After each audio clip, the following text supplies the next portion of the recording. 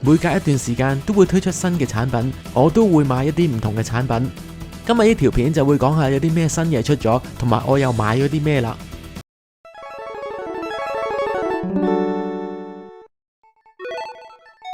Hello， 大家好，歡迎收睇改機 L， 我係軒叔。我哋每星期都會出片講一啲舊遊戲以及改機嘅資訊。如果你對呢啲知識有興趣嘅話，歡迎訂閱我哋嘅 channel， 撳埋隔離個鐘仔，咁一有新片就會即時通知你噶啦。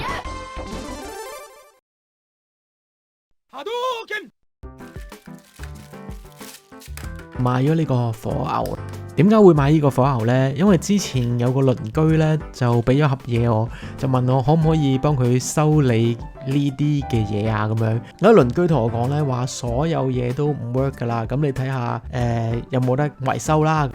咁裏邊呢就有一部 Game Boy 啦，就有一盒F-Zero 嘅卡帶啦，仲有亂馬嘅卡帶啦，仲有一部超任嘅。但係呢部超任呢，就係日版嘅超任嚟嘅。唔知點解日版嘅超任會去咗歐洲，好奇怪喎呢件事。隻亂馬咧就係日版嘅，但係隻 F-Zero 咧就係歐版嘅。我記得歐版 game 應該唔可以喺日版機嗰度玩到嘅，唔知有冇記錯啦。咁不如插個火牛喺個超任度，咁睇下着唔着到機啦。咁結果係着唔到機嘅。我現場試咧，我就覺得着唔到機啦。但係我依家睇翻 footage 咧，閃咗一閃噶嗰盞燈，可能仲有一線生機喎。然後仲買咗呢個 HDMI 嘅轉頭，咁如果真係整到嘅話咧，就唔使插三色線啦。咁跟住我仲買咗個螺絲批啦。原來超任唔係用啲普通嘅螺絲嘅，佢係用一朵花咁樣嘅螺絲，咁變咗要買一個特定嘅螺絲批先可以開到。有個天線嘅，天線就有個 Channel 1同埋 Channel 2啦，但係我唔記得咗嗰個功能係用嚟做啲咩。如果有網友知道嘅話咧，留言話俾我知啊。應該咧，我呢個禮拜就會開始整噶啦。咁如果我真係整唔好呢，咁呢啲嘢都可以退翻去亞馬遜嘅。最近我成日都上網睇呢點樣可以維修呢啲嘅紙盒啊。咁我可能會問個鄰居，佢俾唔俾我咁做呢？就會試埋去翻新呢個紙盒啦。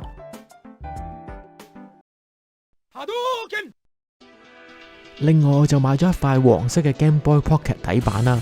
好似話歐美嘅底板先會有黃色，我哋亞洲常見嘅通常都係白色同埋綠色啦。上網見有人用透明殼嘅配搭咧，都整得好靚。遲下可能會有影片開一集佢講下 Game Boy Pocket 嘅。另外我仲買咗呢個啊，呢個就係叫做 UV 光固化咗汗油。我近排成日見到啲片咧，就係修理一條斷咗嘅排線啊，咁佢就會用到呢個 product。我想試下咧自己做唔做到啊，咁所以就買咗呢個 product 啦。點解買紅色呢？因為紅色係平幾蚊嘅。假以時日，學有所成，我就會拍片 show off 我自己嘅焊接技巧。咁我發現咧，外國有一樣嘢咧叫做 Dolphin Bar， 咁就係一個 product 咧 for Dolphin 嘅模擬器嘅。Dolphin 就係一個 Wii 同埋 GameCube 嘅模擬器啦。冇呢條 bar 其實都可以用藍牙直接將 Wiimote 連去電腦嘅，但係每次我都會發覺有好多嘅問題，例如有時會連到啦，有時會連唔到啦。就算連到都好啦，Wiimote 喺嗰個畫面嘅準確度咧都唔係咁高。咁喺外國嘅討論區咧，好多人都話呢條 bar 咧係可以解決晒呢啲問題，所以我就買咗嚟試下啦。我唔知有冇人有興趣對呢個 product 有興趣，留個言俾我睇下，會唔會拍一條片去講 Dolphin 模擬器點樣 set up 同埋呢條 Dolphin Bar。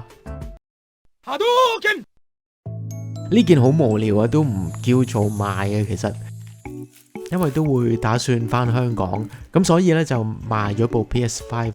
咁啊好戇居啊，寄咗出去先發現原來唔記得拎入邊隻 game 出嚟。咁其實我都諗住算噶啦，但係個買家就話咧佢又唔識中文，咁佢又唔識玩呢隻 game，咁所以咧就話要寄翻俾我，拎翻個盒放翻落去就歸位啦。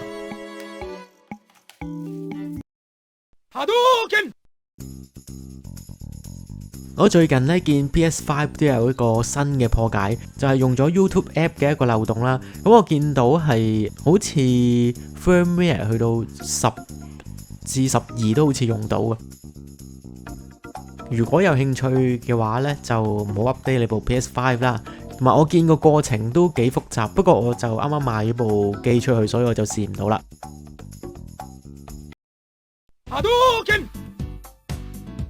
Iron Neo 將會推出 Iron Neo Phone， 係結合咗開源機嘅一部電話。傳聞就話會好似 Sony 以前嘅呢部 Xperia Play 咁樣啦，但係唔知道個手感同埋續航力會係點啦。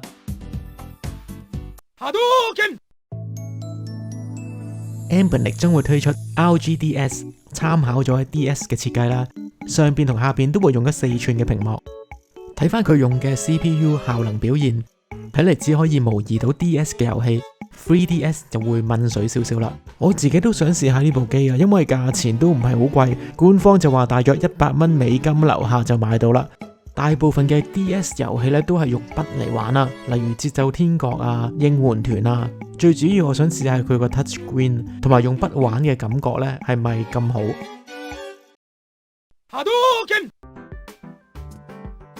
咁另外高滑賽就出咗2部新機啦，一部就係叫做 G2， 另外一部咧就係叫做 Virtual Pocket 6嘅。首先講一講 G2 先啦 ，G2 就係 Virtual Pocket 5嘅 upgrade 版，按鍵上面嘅 layout 咧就轉咗少少啦，同埋都轉咗一粒比較快嘅 CPU 嘅。而 Virtual Pocket 6咧就用咗一個全新嘅 design， 亦都有2個型號可以選擇，係8GB RAM 啦，同埋12GB RAM 嘅。而早鳥優惠價錢 G2 就係賣緊1500幾港紙啦，而 Virtual Pocket 6咧就係1600幾蚊嘅。而 spec 上邊睇到最大嘅分別咧就係 Virtual Pocket 6就用咗一個比較快嘅 CPU， 同埋熒幕就係用咗120Hz 嘅 AMOLED display， 而 G2 嘅 display 就係60Hz 嘅 AMOLED display。個價錢大約爭100蚊港紙到啦，所以我覺得除非你好中意 Virtual Pocket 5嗰個設計啦，如果唔係應該都冇乜人會買 G2 啩。第一個版本嘅 Virtual Pocket 6咧，佢前邊就會有一排掣喺度啦，蘑菇同十字掣咧都冇得俾你選擇嘅。咁有好多網民就投訴啦，好唔中意前邊嗰排嘅按鍵啦。同埋網民都唔係話咁中意蘑菇同埋十字掣嗰個嘅設計，所以佢哋就做咗個投票，覺得邊一個嘅 design 會比較好啲嘅。一致就認為啦，冇嗰4粒掣會好啲啦。我自己都麻麻地嘅嗰4粒掣，因為一來嗰個美觀上唔係咁靚啦，咁二來嗰4粒掣嗰個功能上其實唔係咁高嘅啫都。如果你而家去翻佢哋嘅網頁咧，你就會見到佢有得俾你選擇，上邊係擺蘑菇定係擺十字掣嘅。玩 2D 遊戲比較多咧，你擺十字掣係會方便啲嘅。咁如果你玩 3D 嘅遊戲比較多咧，咁用蘑菇就會比較方便啲。咁我自己就會有一個咁樣嘅睇法，你係中意 Xbox 嗰個手掣啊，定係中意 PlayStation 嘅嗰個手掣？如果你覺得咧 Xbox 嗰個舒服啲咧，你又揀蘑菇喺上邊啦。咁 PlayStation 嗰個 layout 對你嚟講比較舒服啲嘅，咁你就應該揀十字掣放喺上邊啦。我就中意 Xbox 嗰個手掣嘅，所以我就會揀蘑菇放上邊。我係會買黑色機嘅，我覺得其他顏色都靚嘅。點解會選擇黑色呢？其他顏色同埋黑色嘅機呢，喺 full screen 嘅情況底下係冇乜分別，但係顯示喺4:3嘅情況底下，嗰2條黑邊呢就會變得特別明顯啦。而部機黑色嗰2條邊就會變得冇咁明顯嘅，所以我就會選擇黑色嘅機啦。而其他顏色嘅機呢，好似有個框框住個畫面咁，我覺得呢個情況都幾唔舒服嘅。反而黑色呢，你就唔會覺得佢有問題啦。我暫時手頭上就只得一部開源機啦，就係 Virtual Pocket Flip 2嘅，我都幾滿意呢部機。但係個問題就係，當我玩 Virtual Striker 嘅時候呢，佢成日都會窒啊。其實我好少儲呢啲開源機嘅，買咗玩一輪，然後佢出新機，我就會賣咗舊嗰部去，然後就換部新機。可能冇咁有感情啊，同埋你一路都想揾一部好完美嘅機，但係呢部完美嘅機呢係唔存在嘅。唔知你哋又點睇啦？你又會點選擇呢啲嘅機器呢？不妨留言我哋一齊討論下。下星期影片咧應該就會係維修呢部超任嘅。